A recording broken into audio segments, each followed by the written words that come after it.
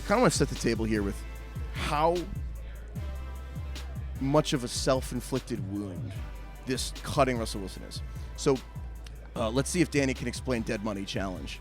But basically, like, this, I will try to make it simple. But basically, the salary cap is like taxes in that you have to report it. I'm already confused. Oh, okay. Yeah, about to say anything that's like taxes, I'm not going to understand. call. To be honest. Sorry, IRS. Keep going.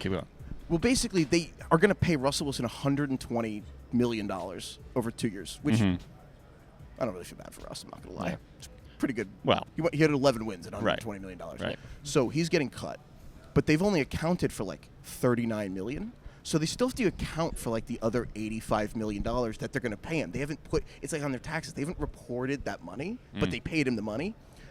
So the biggest oh, sorry. Solik's literally yawning. I don't know what's worse. That wasn't performative. I'm just very sleepy. Oh, well, that was brutal. But the point is, the biggest dead cap hits ever is like Aaron Rodgers had 40, Matt Ryan had 40. The Russell Wilson dead cap hit is bigger than the two biggest dead cap hits ever combined. Yes. It's $85 million. Yeah, They're going to do $40 million this year and $45 next year or something. It's like the two biggest dead cap hits ever will be. Oh, my phone's going off. That's so awful. Haha, now I'm not the worst. Oh, boom. Now I'm. You know what? This is a disaster. just play it off. The best part about the Russell Wilson dead cap hit is that when Russ signed the deal, right, it was like, okay, like this is the deal, this is the structure, this is the dead money, and it's like the earliest they will ever get out of this deal is like end of the 2025 season because the dead cap figures. And like 8 weeks into his first season with the Broncos, they were like, okay, if they get out of it in 2024, this is what it's going to look like. It went from being like, you could never possibly try to get out of this deal in 2024. The dead cap hit is far too large. 85 million, impossible. To like, we watched him for 7 games. You can swallow $85 million. Pretty much as soon as the crowd started chanting the play clock, I think that was when we knew that they need to start worrying about the dead, dead money. I'll never. That was the first like drive of the home. I'll never. That's like the wildest. I will say the Sean Payton. I saw a humorous meme. Firstly, are you 100? What a great Are you quote. 100? I'm going to start saying I saw a humorous meme. A Broncos humorous meme. A Broncos jersey with the name scratched out of the quarterbacks. They won a Super Bowl with Peyton Manning, okay, in 2015. I know. This isn't like ancient history. The subsequent quarterbacks would be like Simeon, like obviously Paxton Lynch. Like, that's very depressing. Drew Lock, Case Keenum, Joe Flacco was there for a year. If you were buying any of these jerseys, that's on you, dude. 100%. Like 7, 8 names. I know these are not like them, franchise exactly. saviors. If at any point you talk yourself into Simeon, Keenan, or Flacco, you are the problem. Or you. Locke. So excellent call, Solak. The other thing I want to your humorous meme is factually inaccurate. So the other thing Sean a Payton, guide to having friends. The other thing Sean Payton said that I need. So he was so mad at Russell Wilson. I'm going to read you. This is a quote that I do not think got enough play. He basically said, quarterbacks that aren't tall, maybe that aren't prototype height. I think generally speaking, it might vary how teams value prototype heights. Let's say, and then he like paused, put his hand on his shin, and was like, let's say like 6'2" as a starting point. Russ is 5'11", and he like thought about it, and he's like, at some point, teams are going to make you win from the pocket. Oftentimes, these guys are seeing through lanes, not necessarily overpassing lanes, but certainly for some quarterbacks, that can be a little more challenging. Yeah. Which basically meant, fuck you, Russ, you're short. Yeah, Can't play quarterback. Don't get a short guy. Right. Here's the problem. They've been connected to J.J. McCarthy a lot. Isn't he? He's not that tall. 6'2", 6'3", right? He's tall enough. 6'2"? Yeah. He's right at that borderline. Yeah.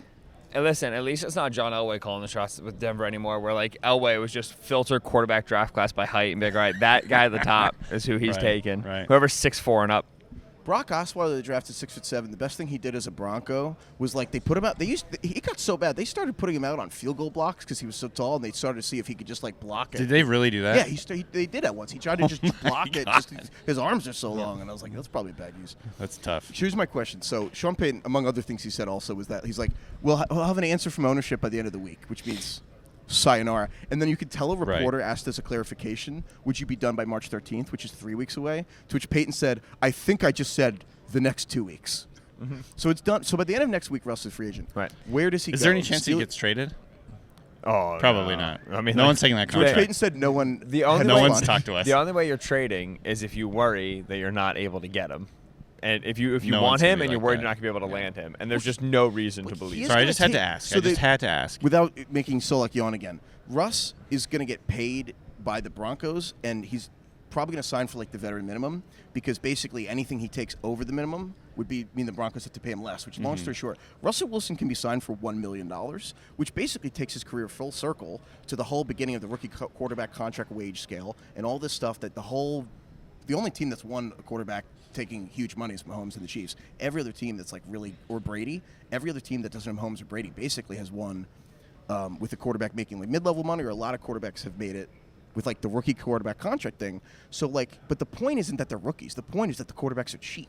So if Russell Wilson's making $1 million, as much as Russell Wilson kind of sucked in Denver, I think we have to take it seriously that Russell Wilson making $1 million, you can build a hell of a team. So I'm curious, if Russ went to the Steelers, could the Steelers win the AFC North? I think yes. I mean, in theory, yeah. Well, really?